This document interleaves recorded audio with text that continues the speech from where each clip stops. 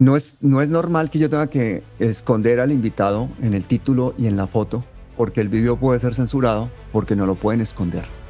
Y por eso, cada vez que invito a mi amigo Jorge McFood, para mí no solamente es un honor, sino una aventura. Jorge, bienvenido. Gracias, Pablo. Siempre es un gusto estar contigo y tu audiencia. Hacía un par de meses que no hablábamos. ¿Te han censurado mucho en estos últimos meses con esta fascista de Trump allí haciendo lo que le da la gana con los medios de comunicación? A mí, como a cualquier otro crítico, a través de la crucificación de otros en mi misma situación, como otros profesores aquí. Como sea, que te ponen el ejemplo, ¿no? Este tipo los hemos censurado, a los demás cállense. Ni siquiera lo tienen que decir, simplemente matan a uno o meten a uno preso o salen los medios de que perdió su trabajo por criticar a alguien, ya está. Pero tú, por ejemplo, con el tema legal, como profesor, tú tienes, por ejemplo, la nacionalidad, los papeles en orden, ¿a pesar de eso se meten contigo en algún momento o no has visto que las leyes migratorias te toquen a ti concretamente? Marco Rubio dijo, por ejemplo, que a los ciudadanos estadounidenses le van a quitar el pasaporte si critican a Israel. Trump ha dicho que incluso va a remover ciudadanías, lo cual es ilegal. Ahora, ese no es el mayor problema. Todos no somos capitalistas, es decir, somos asalariados, es decir, nuestra familia y nuestra vida depende de nuestro trabajo. Basta con que perder el trabajo para censurar a medio pueblo. Y nosotros que somos tenures, es decir, llegamos a la máxima categoría de profesores, no podemos ser expulsados sin una falta moral. Sin embargo, se está expulsando a tenures. Entonces, Tú, en tu entorno cercano, en tu ciudad, ¿cómo ves que se está tratando a los inmigrantes? Porque tú estás, claro, tú estás en una élite universitaria, tú tienes tus papeles arreglados, etcétera, pero ¿cómo ves a la gente de la tienda, al que vende la fruta, al que cultiva? ¿Qué sensación tienes tú de eso en los últimos meses?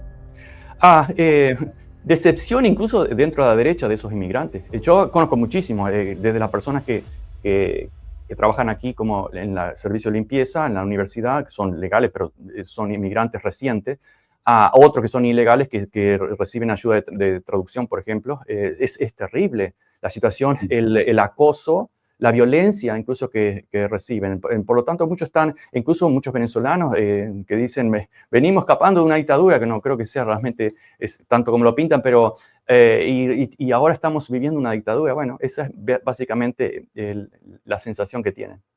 Oye, han pasado tantísimas cosas geopolíticas desde la última vez que hablamos en estos 2 meses, es increíble. 158 países de Naciones Unidas respaldan la creación o reconocen al Estado palestino, pero el veto lo tiene Estados Unidos por ser parte del Consejo de Seguridad.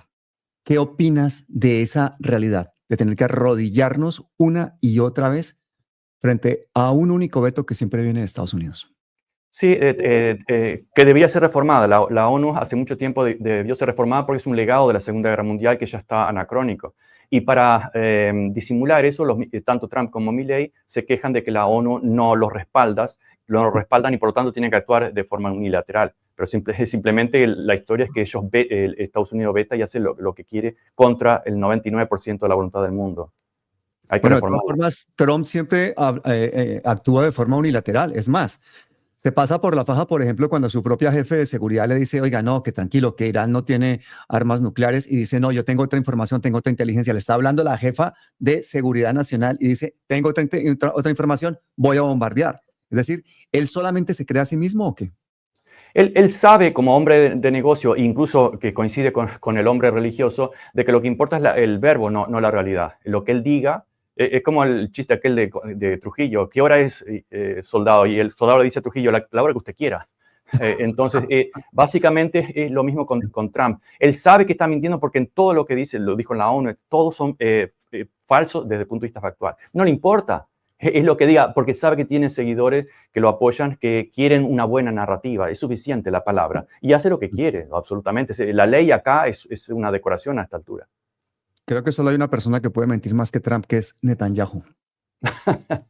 Yo no sé si miente o es demasiado honesto al decir que tienen derechos especiales. Desde el punto de vista de un psicópata, eso es honestidad. Desde el punto de vista de la humanidad, es un criminal. No solamente por lo que dice, sino por lo que hace. ¿Viste el discurso de Petro en la ONU? Sí, que es uno de los pocos discursos razonables, apelando a la humanidad, al planeta, cosas que hace miles de años cualquier líder hubiese dicho, de los líderes importantes, de Confucio hasta el mismo Cristo, lo que sea.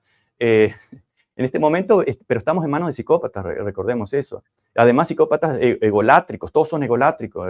Trump hizo el discurso alrededor de sí mismo, ¿recuerdan? Se cruzó con Lula y dijo, no, lo vi, me vio, me sentí bien. Casi que dijo, le iba a dar un beso y no se lo di. Y después al otro día, como decís, cambia de idea. El otro día, como Putin, es un gran líder, etcétera, o me está defraudando, no sé. Entonces, primero insulta a Zelensky en la Casa Blanca, le hace un show y ahora lo está apoyando para seguir la guerra. Es un vaivén típico del hombre de negocio, pero no le importa. Del hombre de negocios y del hombre que sabe de comunicaciones. Acuérdate que él estuvo más de 10 años haciendo un reality y es un tipo que es un manipulador social terrible. Él sí que sabe de comunicación. Sí. A veces dice la gente, pero qué argumentos tan pobres. Pero es que no solamente es el argumento, sino la forma en que se comunica, el llamado a las masas. La gente que no tiene una educación académica, que no tiene un conocimiento geopolítico, puede terminar apoyando a su propio opresor, ¿o no? Sin duda, pero es una habilidad que la ejercieron los fascistas y los nazis. Es decir, él está viendo un pueblo, todos estamos viendo, de que nos estamos conduciendo hacia una guerra civil o por lo menos un gran conflicto civil, y cada vez más. ¿Y qué hace el líder del país? ¿Apaga el fuego? No, tira más gasolina. Porque es la forma de consolidarse en el poder. Eso lo hizo Mussolini, lo hizo Hitler, lo hicieron todos los fascistas. Eso es facilísimo.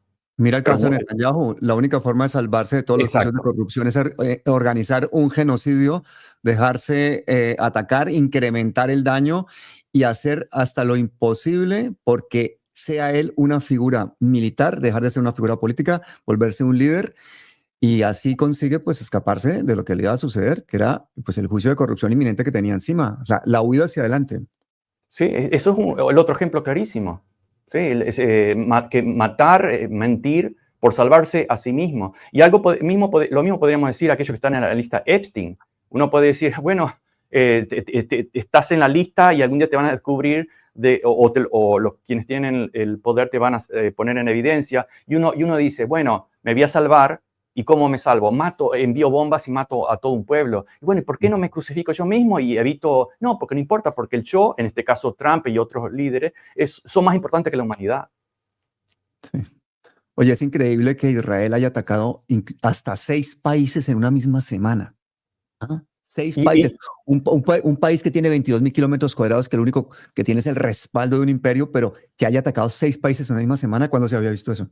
Sí, pero además sabe no solamente que tiene respaldo del imperio, no solamente de Estados Unidos, sino de Europa también, o de muchos países europeos, cada vez un poco menos, pero básicamente sigue teniendo, sino que además tiene en cierta medida la complicidad de la inacción de los otros países, no solamente de los países árabes más ricos, sino de China también. ¿Qué ha hecho China hasta el momento? ¿Alguna palabra de condolencia? Pero presión, no quiero decir que China cambie su política y salga a bombardear, no, justamente estamos criticando eso. Pero tiene que poner una presión diplomática muy fuerte, sí, tiene todas las posibilidades. El único país que puede ponerle presión a Occidente para nivelar y decir, señores, no podemos seguir con guerras, no podemos seguir con este genocidio, pongan presión diplomática. Siempre está muy pasivo y por lo tanto está otorgando, está siendo de alguna forma cómplice.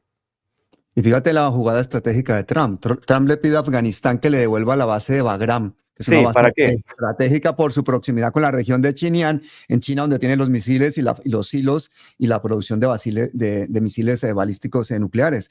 Es decir, Trump, que está replegándose en muchas partes del mundo, en Afganistán viene la necesidad de tener ahí ese estado, ¿no? Ese estado geoestratégicamente tan clave para poder seguir amenazando a China. Recuerdas que hace como 10 años, pero menos, que hablamos contigo y otros, que hay un anillo de fuego, ¿te recuerdan? De Ucrania, Medio Oriente, Irán, y termina en Taiwán. ¿Y cuál es el objetivo de ese anillo? Acorralar a China. ¿Pero por qué? ¿Qué hizo China? Es un ejemplo demasiado exitoso. Simplemente eso. Porque ni siquiera está bloqueando los negocios de las grandes empresas estadounidenses. Es Trump el que está bloqueando ese tipo de comercio capitalista. Entonces, ¿cuál es el problema? Simple. No aceptamos competencia. Y Occidente nunca la aceptó. Siempre usó el bombardeo y la presión para eliminar la competencia, como las grandes compañías, las grandes empresas, los grandes supermercados que dicen que son exitosos porque compiten bien. No compiten, destruyen la competencia, así de simple. Oye, ¿y cómo se come eso de que Israel ataque a Qatar, que es un gran aliado de Estados Unidos? Es Y no, es otra que, hipocresía. perdóname, es que en Qatar hay una base norteamericana con 10.000 soldados de Estados Unidos. O sea, ¿cómo ataca Israel a Qatar? Bueno, porque es el perro loco del barrio y creo que juega la carta de que cuanto más miedo me tengan, mejor.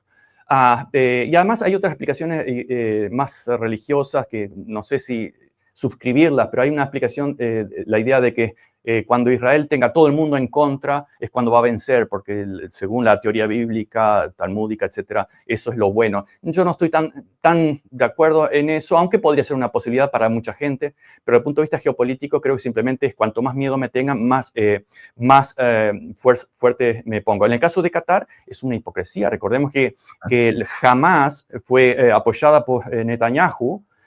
Y además, gran parte del dinero que fundó o ayudó al desarrollo militar de Hamas procedió de Qatar, con el beneplácito de Tel Aviv y el beneplácito de Netanyahu. Eso es una profunda hipocresía. Oye, pero hay vientos de guerra. Mira, ¿qué opinas de esa propuesta de Egipto de crear una fuerza militar conjunta del mundo árabe, 22 países tipo OTAN? ¿Qué opinas de esa propuesta? Bueno, creo que es razonable, si hay OTAN, Pacto de Varsovia o lo que sea, siempre deben haber uniones, pero la idea es para equilibrar, debería ser, para no dejar de ser colonia y arrasados brutalmente. Pero recordemos, por ejemplo, que todas esas alianzas, como los países no alineados durante la Guerra Fría, como la alianza panamericana de Muammar Gaddafi, todas fueron directamente destruidas, no le dejaron oportunidad. Ahora, claro, uno puede decir, bueno, todavía ya no tienen tanta fuerza, pero sí que podrían hacerlo, es decir, destruir, inventar alguna excusa como en Venezuela para presionar o incluso invadir. Saben que tienen que poner todas las armas, quemar todas las velas ahora, porque si no, se les viene el recambio geopolítico. Una cosa que ha llamado mucho en estos días la atención es la presencia de esos barcos de guerra norteamericanos en el Caribe, que no son solamente para la lucha esta falsa contra las drogas, sino también para cuidar los paraísos fiscales que hay allí. Sí. Y sobre todo para amenazar a Venezuela y a Colombia, que tenemos los recursos naturales que tenemos. Es Estados Unidos que se ha sobreextendido militarmente en el planeta entero, de pronto cae en cuenta que su patio trasero se le está desorganizando, decide mandar esa fuerza y entonces sale Petro en Naciones Unidas y dice, ojo, se está empezando a gestar un genocidio aquí. ¿Es eso una exageración, un comentario superlativo o tiene mucha realidad? Bueno, que se está gestando, muy probablemente que ocurra, ojalá que no. Eso no lo sabemos. Pero sí, es para proteger los safe haven o la plata, el dinero oscuro que va desde Panamá, todas esas islas que son ex colonias británicas. Los británicos estratégicamente dejaron todo eso alrededor del mundo. Pero básicamente es lo que ocurría al principio del ascenso imperial de Estados Unidos, es controlar, como en el ajedrez, ciertos casilleros centrales que para Estados Unidos es su patio trasero, todavía es su patio trasero. E inventando excusas siempre, recuerdan, desde siglos atrás. Y esa excusa es también profundamente hipócrita, porque se insiste que el criminal es el que produce la droga y no el que la consume. Yo no quiero decir que los consumidores son criminales, pero lo que quiero decir es que dentro de Estados Unidos se distribuye por estadounidenses, son los mafiosos que distribuyen y se lava con los bancos de estadounidenses. Entonces, y estamos hablando de 500 mil millones que no se pasan por una frontera ni yo he hecho cálculo, 5.000 camiones o algo así como 50.000 lanchas como la que hundieron, solamente de dinero, porque el dinero pesa más que la cocaína. ¿Cómo vuelve ese dinero? ¿Cómo se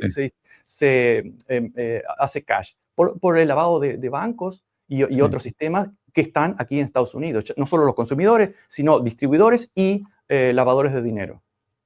Petro fue y dijo allá en las Naciones Unidas que a nosotros nos han desertificado parcialmente. Nos daban 2 billones de pesos, ahora nos van a dar un solo billón al año. Resulta que estamos hablando de billones, ¿eh? Nos van a dar un solo billón al año, nos daban 2. Y el presupuesto de Colombia son 520 billones de pesos al año. Yo decía en un short que dice por ahí, no hay necesidad de estarle mendigando a Estados Unidos y a cambio venderle nuestra soberanía, arrollarnos ante los tratados de libre comercio, etcétera, etcétera, y sobre todo permitir bases militares en territorio nacional. Esa apuesta valiente de Petro, el Petro Internacional para mí es una figura rutilante, admirable, diciendo de muchas cosas a nivel doméstico, pues porque tenemos las dificultades domésticas que tenemos de gobernar por primera vez en la izquierda y se han cometido errores, pero a nivel internacional me ha parecido una apuesta muy valiente y eso está en consonancia con movimientos. De hecho, Petro lo dijo que, que hay que actuar con hechos y recordó que él en su infancia, bueno, en su juventud, tuvo la opción y cometió el hecho histórico de haber pertenecido a una guerrilla. No lo mencionó, pero lo dejó ver como que en este momento hay que actuar con un ejército, con una fuerza internacional que evite ese genocidio palestino. Hasta ahora el único que le ha copiado es Indonesia, ¿no? Que ofreció mandar soldados allí. ¿Qué opinas de actuar militarmente un grupo de países para evitar ese genocidio que no son capaces de parar, ni les interesa parar ni a la OTAN ni a nadie? Sí, en medio argentino, el 8 de octubre de 2023, básicamente dije eso, que esto no se puede esperar que haya una negociación entre dos desiguales. No pueden negociar palestinos con israelíes, imposible. Eso tiene que ser organizado por un comité. Yo no dije un grupo militar, pero obviamente que, por ejemplo, los cascos azules o los grupos de la ONU han actuado en muchos otros países. ¿Por qué no en este caso? Sería la única solución. Jamás Israel se va a echar atrás, sino al contrario. Pero los cascos azules son Naciones Unidas y ahí lo que manda es Estados Unidos. Petro por eso propone algo que sea por fuera de Naciones Unidas. Fíjate que hay más movimientos. Claro, lo digo solo como ejemplo que existe. Claro que puede ser otra forma. Para mí Naciones Unidas es una farsa terrible. Es una farsa en gran medida, sí. Irán y Turquía, por ejemplo, quieren entrar en la Alianza de Defensa Antinuclear que han constituido Arabia Saudí y Pakistán, ¿no? Entonces, fíjate esos movimientos. Alianzas de defensa antinuclear. Pakistán, Arabia Saudí, Irán y Turquía se quieren sumar. En el sur global, estamos viendo la necesidad de plantarle cara a una invasión del Caribe por parte del ejército norteamericano. Las crisis del Mar del China, del Sahel, el Medio Oriente ardiendo, 6 países bombardeados en una semana por Israel. O sea, Estados Unidos ha sobreextendido con sus 700, 800 bases alrededor del mundo, realmente el poder que tenía como imperio y se está empezando a replegar en algunas zonas, pero en otras se está haciendo más fuerte. ¿Ahí están aprovechando en este momento Rusia y China para coger posiciones militares o tú crees que están todavía conteniendo al máximo porque saben perfectamente que tienen un fascista al frente y un psicópata detrás como Netanyahu que son capaces de montar la tercera guerra mundial nuclear? Sí, el caso de Rusia está muy ocupada con la guerra y también está muy tibia con el tema de Palestina, pero China no está ocupada todavía con ninguna guerra y tiene recursos económicos y militares. Ahora, en cuanto a las alianzas, perfecto. Una alianza militar tiene sus riesgos, es decir, si no es competitiva en fuerza, puede ser la receta para que sean arrasados esos países rápidamente. En el caso de la Guerra Fría no hubo una guerra en el norte, hubo muchas guerras en el sur, proxies, porque la Unión Soviética balanceaba muy bien eso, tenía bombas atómicas, tenía hasta los 70 una economía muy competitiva, una tecnología muy avanzada, entonces balanceaba. Si las nuevas alianzas militares no son competitivas, es decir, son débiles, es la receta perfecta para ser eliminadas, bombardeadas con otras excusas. Pues que ahí todo se reduce a la ecuación de Estados Unidos contra Rusia, que son los que tienen miles de ojivas nucleares. China es una potencia nuclear media, baja, con 300 cabezas nucleares. Fíjate que el mismo Israel, ya lo decía Carter hace 10 años, hace 10 años Carter decía que Israel tiene 300 cabezas nucleares, posiblemente ahora pase de las 500. Un proyecto además nuclear que se ha desarrollado de forma secreta, de forma ilegal y que todavía no sabemos ni lo que tienen. Lo que sí sabemos es que lo tienen. Entonces, ¿de qué estamos hablando? Si estamos hablando de equilibrios de potencias nucleares, se reduce realmente en cuanto a número a Estados Unidos y Rusia. Y luego, curiosamente, vemos, por ejemplo, en los últimos meses, cómo hay cosas en las que Trump y Putin se dan la mano por ejemplo, contra los Antifa, contra Soros, y por otra parte se compite comercialmente y por otra parte Estados Unidos intenta alejar todo lo posible a Rusia de China. Es decir, hay un tablero muy complicado ahí donde por una parte hay una guerra comercial, donde por otra parte hay unos intereses geoestratégicos, pero también por donde se ven ellos mismos en la posibilidad terrible de un enfrentamiento nuclear que nos llevaría a todos a la destrucción. Entonces, ¿quién puede ganar una guerra en la cual hay un equilibrio de terrores tan complejo? Bueno, la única opción es que ese equilibrio evite la primera bomba. Pasó la Guerra Fría y luego en los 80 al final negociaron para reducir Reagan y la Unión Soviética. Esa sería la única posibilidad, porque, como decís, China es una potencia media con unas 80 bombas nucleares, con 10 ya es demasiado. ¿Qué va a sobrevivir la humanidad o las civilizaciones mundiales con 10 bombas tiradas en distintas ciudades? Económicamente, como civilización, etcétera, sería una catástrofe. Entonces, lo que deben hacer, me parece, es contrabalancear algo así como en la Guerra Fría y negociar. El objetivo siempre es la independencia de todos los países, pero países pequeños, sin alianzas, y cuando hacen alianzas son muy débiles es totalmente hasta contraproducente para ellos mismos. Pasaría el caso de Gaza, bombardeado, destruido, sin nadie que lo defienda. Entonces, o los otros tienen miedo de que sean destruidos también, como algunos países árabes o africanos. Es que esa es la cosa que a mí me da tantísima rabia, la cobardía. Fíjate, 157 países de la ONU, el 80% de los países de la ONU reconocen al Estado palestino. ¿Y de qué sirve eso? ¿De qué sirve eso? Es más, la opción de los dos estados es totalmente inviable hoy en día. ¿Cuál es la realidad de Cisjordania? ¿Cuál es la realidad de los territorios ocupados? ¿Cuál es la realidad de Gaza? O sea, ¿cuál es la realidad geopolítica de los palestinos en este momento? Es totalmente Sí. inviable la solución de los dos estados. ¿O tú cómo lo ves? Bueno, contigo, no, en otro momento hablamos con Aviva Chomsky y ella decía hace unos años, no, los dos estados no son inviables. Y bueno, yo pensaba que, bueno, por lo menos hace 5 años podría ser una posibilidad, porque también es muy difícil que esos dos pueblos que con esa tradición tan grande de lucha y de odio puedan convivir fácilmente en un parlamento, por ejemplo. Ya vemos el parlamento israelí, los árabes israelíes lo tienen bastante difícil. Imagínense si tuvieran palestinos en el parlamento, que son como animales para ellos. Es muy difícil. Alguien dijo, como dijo Chomsky, Noam Chomsky, bueno, hace como 15 años, la solución es que Israel no exista, no debía existir. En el siglo XIX y antes de que llegaran los sionistas a Israel, los judíos y los palestinos vivían bastante decentemente, convivían, y luego todo eso se destruyó a través del terrorismo sionista en los 30 y 40, y luego la creación de Israel. Entonces, la veo muy difícil en los dos casos. Pero Israel está comprando tiempo, es decir, cuanto más tiempo pase, cuanto más invada, cuando llegue el tiempo de la negociación, que va a quedar migajas para los palestinos, seguramente, si existen Sí. todavía ahí. Oye, los están matando de la forma más barata posible y más efectiva, que es matarlos de hambre y de enfermedades. De hambre y enfermedades. Ayer bombardearon la flotilla humanitaria, nuevamente que iba para allá. O sea, el mundo entero viéndolo en vivo y en directo y nadie puede hacer nada. A mí no me extraña esa propuesta valiente de Petro, esa propuesta de Indonesia, esa propuesta que nos sale del alma a todos de por favor, paremos esto como sea, mandemos las fuerzas militares, lo que sea para... Hay que pararle cara. El bully del salón, el matón del salón es Israel y se respalda en el primo mayor que tiene, que es Estados Unidos.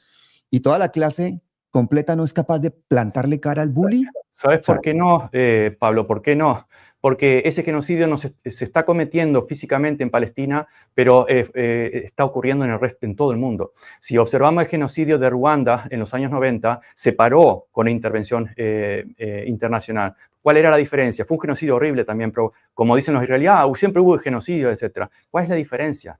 Los Hutus, Tutsis, no estaban alrededor del mundo presionando periodistas, políticos, comprando políticos, demonizando a aquellos que estaban en contra de ese genocidio. Ahora sí, Entonces, por un lado, el mundo se ha palestinizado en el sentido de que ha masivamente despertado y dicho, bueno, en realidad ha sido una larga historia de injusticia. Esa es la primera palestinización del mundo. Pero por otro lado, los israelíes o los sionistas, mejor dicho, han palestinizado a todos los críticos. Es decir, sos crítico, sos terrorista, sos contra la civilización judeo-cristiana. Toda esa fantasía, es decir, criminalizar a aquellos que critican un genocidio. Eso no ocurrió en Ruanda, no ocurrió en otros genocidios, a pesar de que fueron igualmente brutales en cuanto a número. Bueno, en el caso de Ruanda lo que pasó es que luego los portaron a la República Democrática del Congo, pero sí lo que tú estás diciendo es cuando las bases del genocidio permanecen, en este caso la base del genocidio, ¿cuál es? El proyecto supremacista del sionismo. Que no está centralizado geográficamente. Ahí está, por eso cuando gente como Gustavo Petro dice el genocidio en ciernes cae en el Caribe, cuando tenemos al sur global preocupado por esa situación, es porque es algo que nos toca en el alma. Nosotros hemos tenido en Colombia el paramilitarismo durante tantísimos años, en este momento estamos intentando salir de ese desastre de país que tenemos con un primer gobierno de izquierdas peleándosela durísimo, con un presidente intentando contra viento y marea sacar adelante reformas que necesitan mayorías de un Congreso que no tiene. Nos hacen todo tipo de trampas, nos hacen todo tipo de campañas de desprestigio. Vemos como las posibilidades de cambiar una realidad doméstica no está tan sencilla como que tenemos 20 millones de pobres que hay que sacarlos de esa pobreza. Tan sencillo como eso. Se necesitan unos mínimos para eso. Y resulta que vemos la foto de uno de los hombres más ricos de Colombia, el más rico posiblemente, Gilinski, con Netanyahu hace 2-3 semanas y con el expresidente Iván Duque, el hombre más rico de Colombia y un expresidente colombiano de la extrema derecha, el anterior a Petro, con Netanyahu, como grandes amigos, entregándose libros, dándose abrazos, dándose besos, comiendo juntos. ¿Qué opinas de esa foto de la miserable derecha colombiana y latinoamericana representada allí en compañía de un genocida, un señor que tenía que estar preso y que la Corte Penal Internacional lo está buscando para meterlo preso? Es la misma foto con distintos rostros, algunos se repiten, los israelíes, como Netanyahu, etc. Es la misma foto que lo ves en Argentina, en Uruguay, en todas partes del mundo, en Estados Unidos. Es la misma foto, es decir, y además eso es viejísimo, no es de ahora, pero tenemos el poder, tenemos también la forma de presionar y amenazar, de producir una muerte cívica a aquel que se opone, porque los acusa de antisemita o algo por el estilo, y todo el mundo agacha la cabeza. Y qué casualidad que todos son de extrema derecha, sionistas, qué casualidad, ¿no? De extrema derecha, neonazis muchos de ellos, y millonarios, qué casualidad. Acá en Estados Unidos están todos relacionados, desde Epstein hasta todos los CEO más importantes, como Peter Thiel, de Palantir, y puedes nombrar todos. Están todos millonarios, todos dominando las grandes tecnologías, las grandes nubes tecnológicas, y al mismo tiempo explícitamente amenazando a aquellos que dicen que lo de Palestina es un genocidio. Es decir, todo muy consistente. La misma foto que me mencionás las vemos en todas partes del mundo. Hay una cosa que a mí me parece que en las pequeñas distancias tenemos la posibilidad de hacer grandes transformaciones. Yo siempre animo a la gente que me oye en este canal a que tome acción en pequeñas cosas en su entorno inmediato. No espere a que venga un salvador, un presidente, un Dios, un no sé qué, a que nos salve, ¿no? Sino que, oiga, dele el debate al vecino, dele el debate al primo uribista, dele el debate al amigo sionista o a este acomodado que dice que no toma partido porque pues, Israel tiene derecho a existir, ¿no? Cuando negamos esas realidades, por ejemplo, la gente que habla de que esto es una guerra entre Palestina e Israel, ya está metiendo un relato absolutamente falso. Hay que plantarle cara a esa gente. Tú en el día a día allí, ¿cómo llevas eso? Porque yo me imagino que una persona que, hombre, autor reconocido internacionalmente por sus libros antiimperialistas, por sus libros a favor de la paz, por su libro a favor de los derechos humanos, te tienes que encontrar todos los días con gente que te confronta. ¿Cómo haces tú esa guerra? Diciendo lo que uno piensa. Ahora, claro, en cierto momento, creo que una respuesta que también es crítica es decir, no puedo responder a esa pregunta porque no vivimos en un país libre, porque esa es la realidad. No puedo responder algunas preguntas porque este no es un país libre. porque algunas respuestas te pueden costar tu trabajo, la vida de tu familia, etc. Esto es una dictadura. Siempre lo fue para afuera, sobre todo, pero los derechos básicos aquí cada vez están más destruidos. En cuanto a lo que decís que la clásica Israel tiene derecho a existir, también hablamos con Aviva Chomsky y hay mucho que dice, los países no tienen derechos a existir. ¿Qué es eso? Derechos se aplican a los seres humanos. Ahora, si los seres humanos, para tener su derecho mínimo de derecho humano, necesitan un país como los palestinos, ahí sí que podemos decir los palestinos tienen derecho a un país. Pero no es que Palestina o Israel o Colombia o Estados Unidos tienen derecho a existir. Los países como cosa no tienen ningún derecho, no son sujetos de derecho, sino referidos a su población. Y ese derecho se lo niegan a los palestinos. Yo recuerdo incluso acá hace algunos años que en la oficina me visitaba algún estudiante y decía, de plano, ¿usted qué piensa de los palestinos? Y yo les decía, yo pienso que son seres humanos, una forma bastante sarcástica, porque sabía por dónde venía. Y se ponían tristes y se iban. No. Que uno diga que otros son seres humanos ya era sospechoso Sí, sí, sí. y es un sujeto del mal o algo por el estilo. Fíjate que no se le conceden derechos a los palestinos que a veces se le conceden a las empresas. Estados Unidos Sí. reconoce a las empresas como sujetos de derecho, como si fueran personas, precisamente para permitirles gastar todo el dinero que quieran apoyando campañas políticas por lo del libre, ¿no? La libre elección ideológica y todas esas trampas que se hacen, por ejemplo, en Estados Unidos para que los agentes extranjeros, sea el que sea, no estamos hablando no solamente de personas, sino corporaciones, lo que sea, extranjeras, que atenten contra la economía nacional, son considerados atentados contra la seguridad nacional. Y de ahí al paso a que lo declaren a uno terrorista son 2 minutos. Es decir, las leyes han terminado siendo, pues, las que ellos querían. Y en los países como los nuestros, en Latinoamérica, muchas de esas leyes, muchas de esas instituciones también han terminado siendo lo que ellos necesitaban para controlar a millones de personas en pobreza y que no tuvieran forma de levantar ni un dedo para decir, no estoy de acuerdo, yo debería poder comer 2 veces al día al menos. Esa es una situación miserable porque dices, ¿cómo es posible que tantas cosas que sucedan hoy en el mundo sean tan injustas pero sean legales? Porque la ley siempre la escribe el poder, siempre. Cuando la ley beneficia al pobre es porque no le incomoda el poder o le sirve como forma de negociación.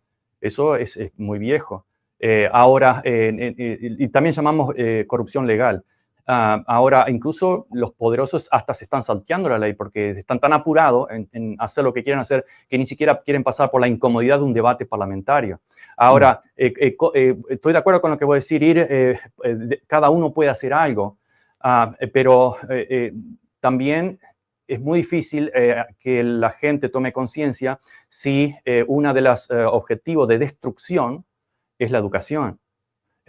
Todo aquello que no te da dinero es malo, es negativo. Entonces, claro, ¿qué conciencia en qué pueblo? Incluso hasta en la época de la esclavitud, los esclavos elogiaban y defendían a sus esclavistas. Bueno, es la misma situación hoy en día.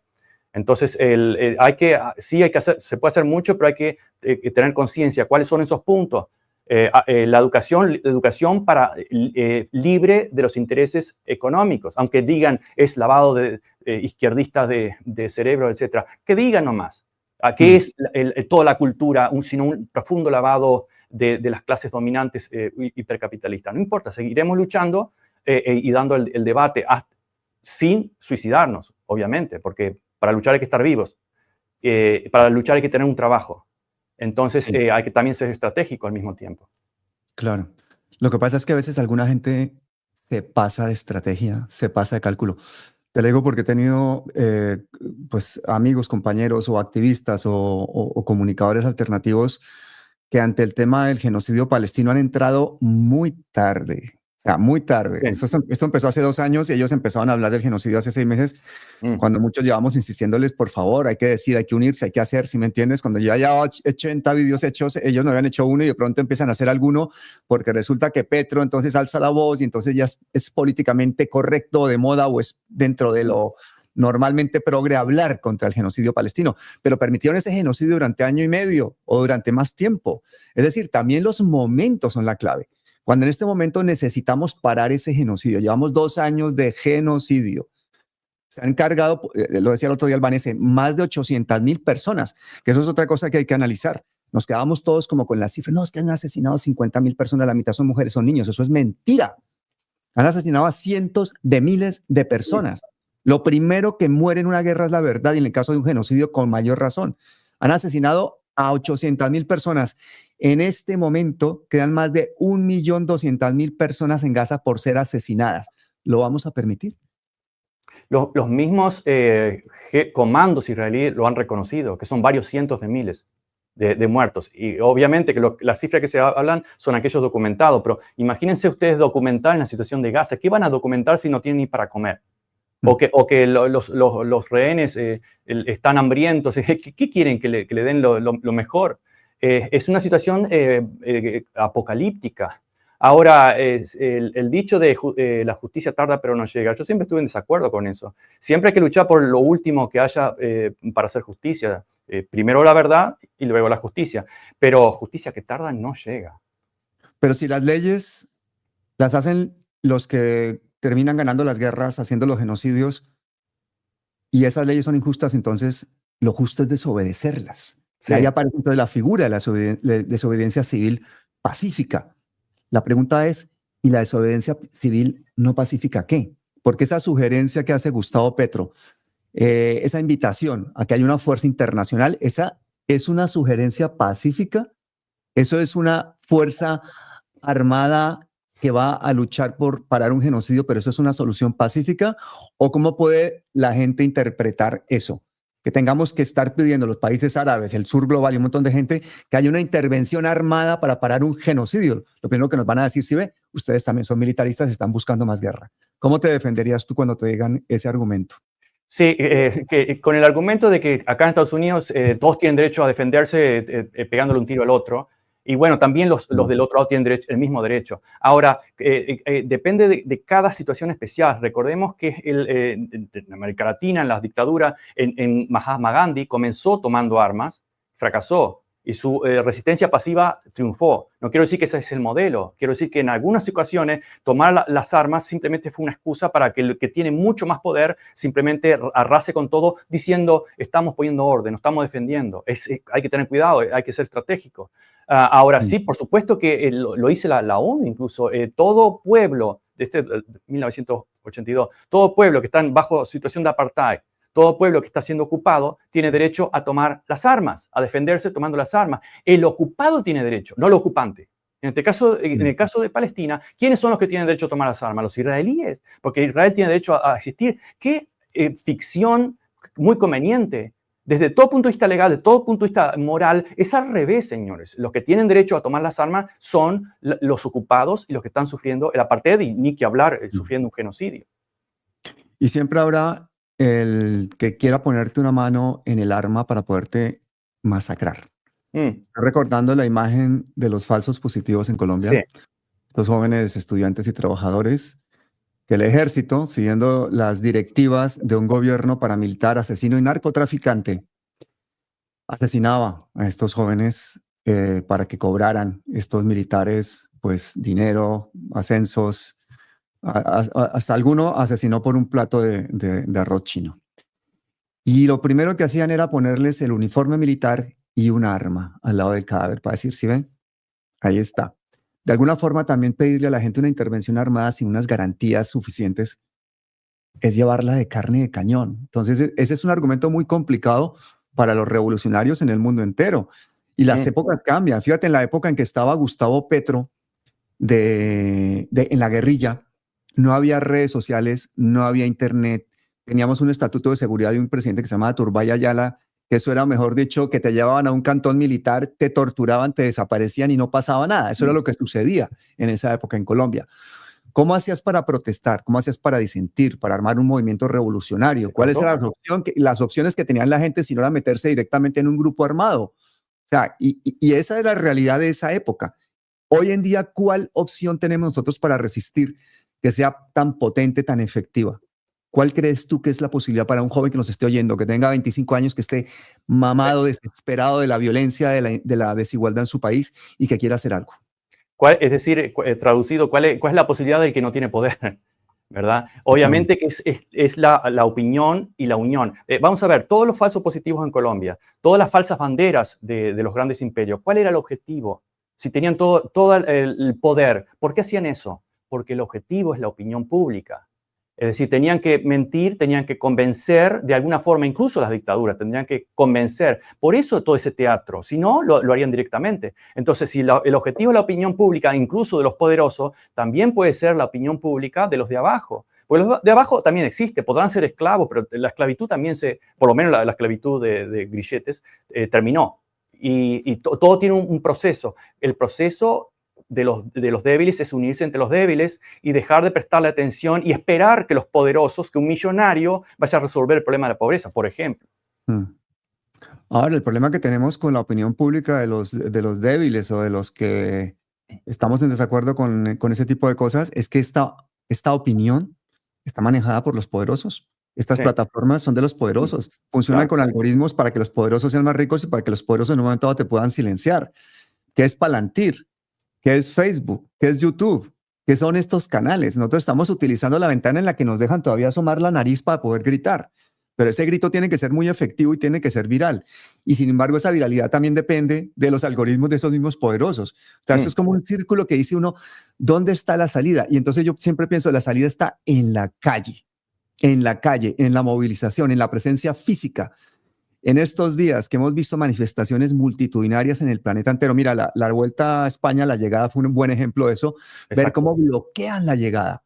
Sí. Yo llegaba ese día de Colombia y no alcancé a llegar. Y es de los momentos más maravillosos que me he perdido, porque ver cómo un evento internacional que se transmite al planeta entero en su etapa más importante, que es la llegada a Madrid, se ve interrumpido porque literalmente más de 100.000 personas salen a la calle con la bandera de Palestina a decir, basta ya, no pasarán.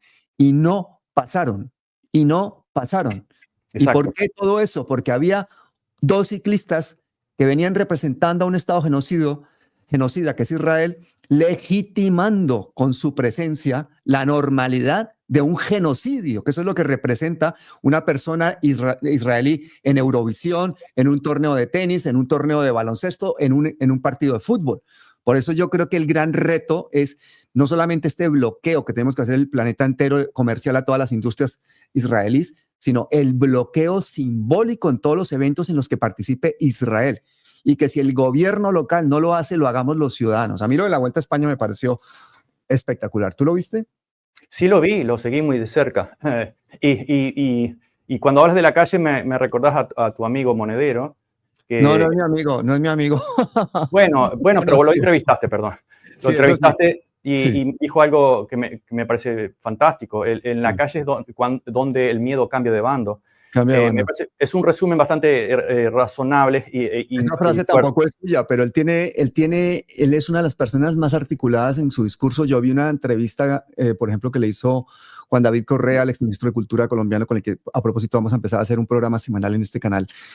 Excelente, ¿no? Tiene un discurso excelente, pero eso es una realidad. En la calle, el miedo cambia de bando. Yo recuerdo, por ejemplo, alguna manifestación en Corea del Sur multitudinaria en la que tumban a un gobierno corrupto en una sola manifestación de 1 millón de personas al estilo oriental, organizada, con luces, con un cántico brutal. Espectáculo maravilloso, porque cuando tú sacas 100 personas a la calle pueden venir la carga policial. Si sacas 1,000, de pronto la policía y el ejército ya vienen otro tipo de cosas. Pero si sacas 100,000 y si sacas 1 millón, cambió la historia. Cambió la historia. ¿Y cuál es la diferencia? Simplemente que la gente diga, me voy para la calle, me voy para la calle. Cuando somos uno solo, yo lo he visto, ¿sabes dónde? En África. Y te voy a dar el ejemplo sencillísimo. Perdóname que me alargue un segundo para contártelo. Hacíamos pozos en sitios y en esos pozos, pues alrededor del pozo hacíamos escuelas. Y en esa escuela ya se empezaba a dar una alimentación a los niños. Y se creaban pequeñas empresas en las que se hacían pues tejidos y se hacían ropas para los niños, para el hospital. Es decir, había una microeconomía, un pequeño tejido social que alrededor del pozo, la escuela, la alimentación, las microempresas, empezaba a generar dignidad en una población que estaba en miseria absoluta, miseria absoluta. Entonces, muchas veces esas poblaciones que eran atacadas periódicamente, pues se encontraban con el hecho de que como los niños estaban dispersos buscando siempre el agua antes de la escuela, estaban todos en los campos, no sé qué tal, pues atacaban a una familia, violaban a la niña, se llevaban a la otra, mataban al papá, bueno, pasaba de todo, ¿no?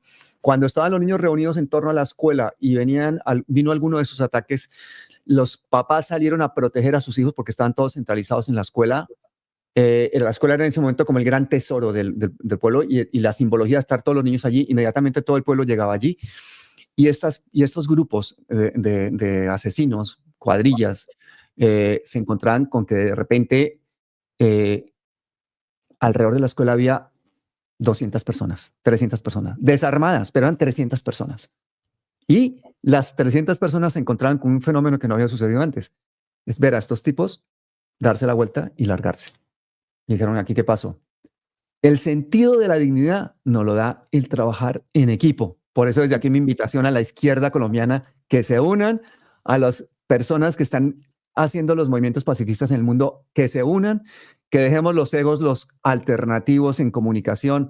Los candidatos, precandidatos presidenciales en este momento que hay en Colombia tienen que sentarse a hablar, por ejemplo, si no nos come la derecha, y a todos los que están trabajando en la causa palestina. He visto, aunque no te lo creas, peleas y discusiones y problemas y envidias entre grupos de pro-Palestina de palestinos. Yo digo, ¿cómo pueden pelear entre ellos cuando el mal increíblemente mayor que tienen delante los está aplastando? Bueno, pues ahí está la miseria humana. ¿Cuál es tu invitación a la gente que quiere hacer un movimiento de resistencia, pero que no sabe cómo trabajar en equipo? Sí, conversamos algo de esto y gracias por la anécdota. Además, vos en España, ahí en un restaurante, contaste otras similares de otro tipo y son siempre muy, muy agradables y muy didácticas también. Pero hay una doble filo.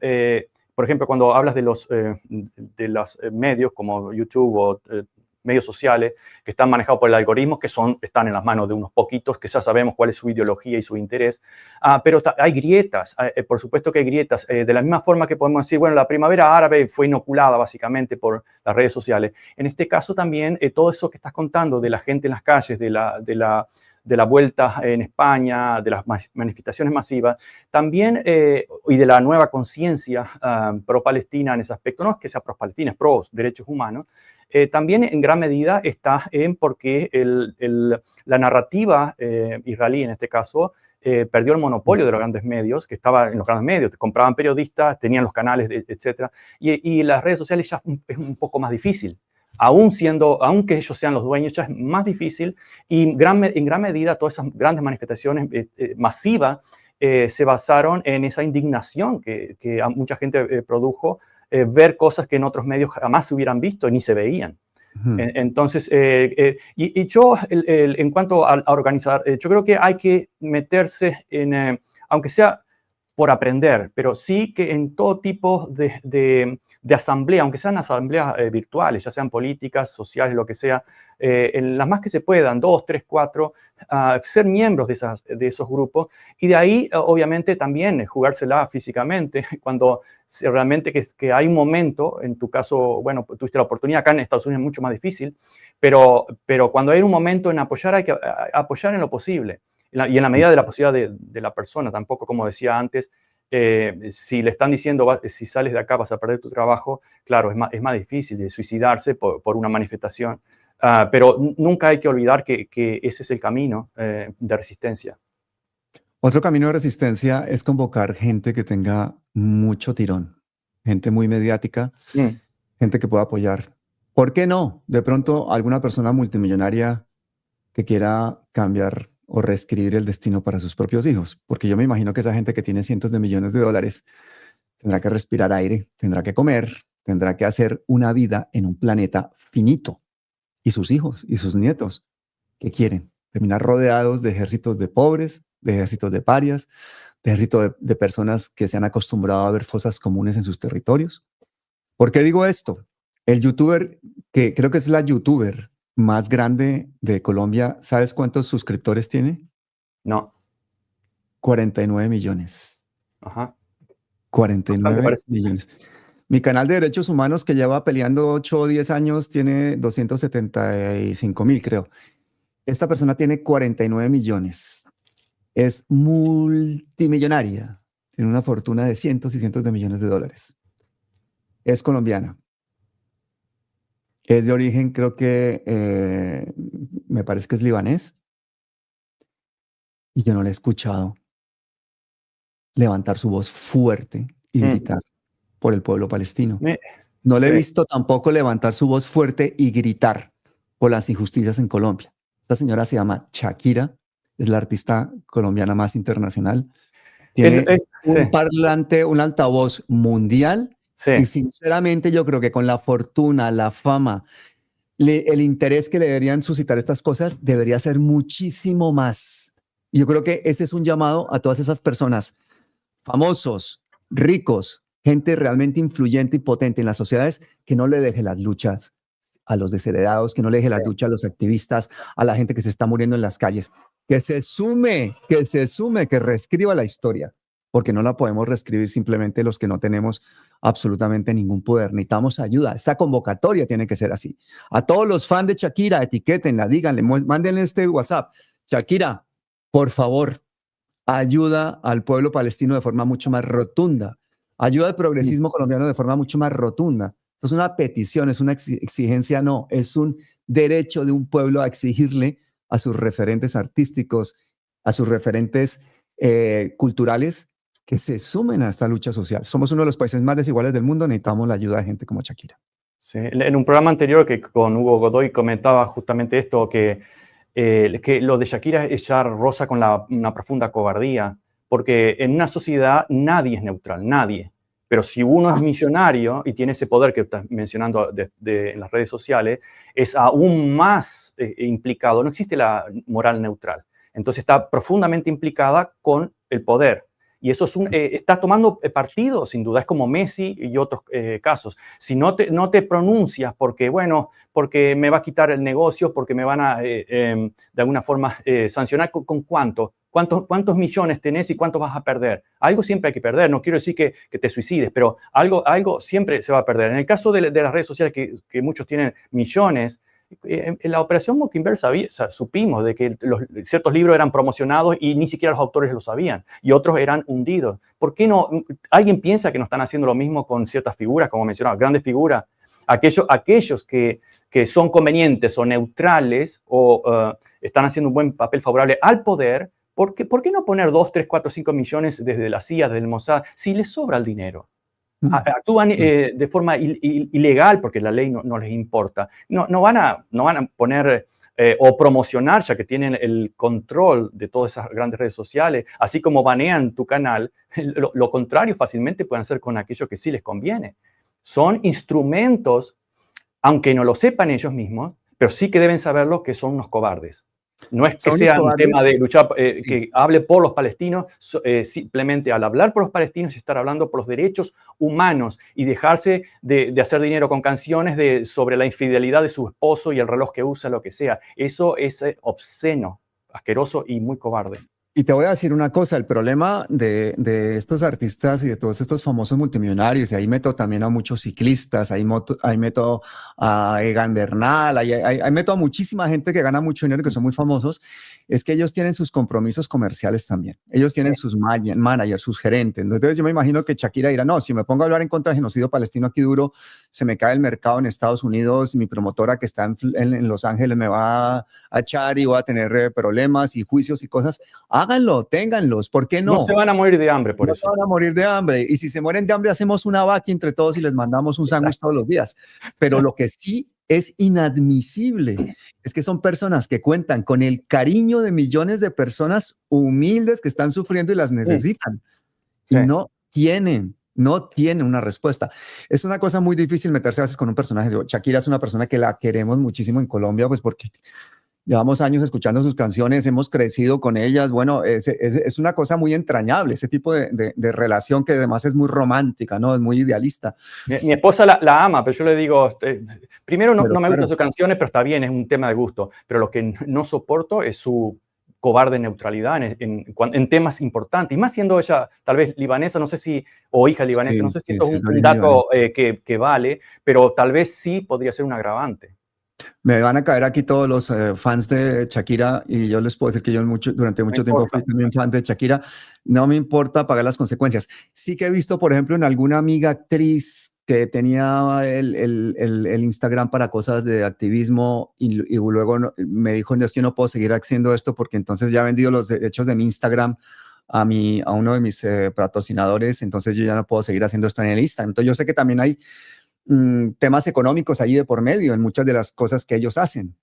Pero, oiga, cuando usted ya es tan multimillonario y tan rico, yo creo que de alguna forma puede asegurarse la subsistencia como para poder en un momento dado ya empezar a ayudar a la gente mucho más allá de regalarnos una canción que además la está haciendo más rica y más famosa.